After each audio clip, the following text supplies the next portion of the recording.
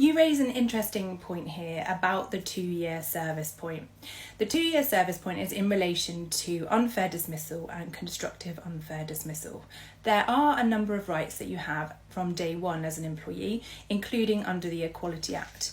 Now, the reason why there is this 2-year period in relation to claims for unfair dismissal or constructive unfair dismissal is because it is seen that the employer should have the opportunity to assess an employee's ability to undertake the job and to be able to dismiss them more easily with less than 2 years service.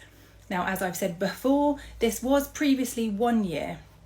Both, I think, are too long, in my opinion, in relation to how you deal with employees. You should know fairly early on if that employee is going to be successful or not in the role. And as an employer, there should be a minimum process, in my view, to prevent employees being dismissed unfairly, at that sort of just before 2-year period, which can seem really unfair.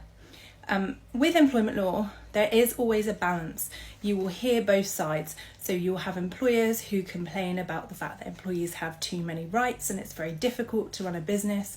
And you'll have employees who say that their rights aren't strong enough. So there is always a balance.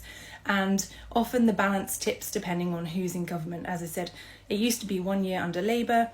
It's 2 years under the Conservatives. So that's why there is this 2-year period in place and why it impacts on your rights.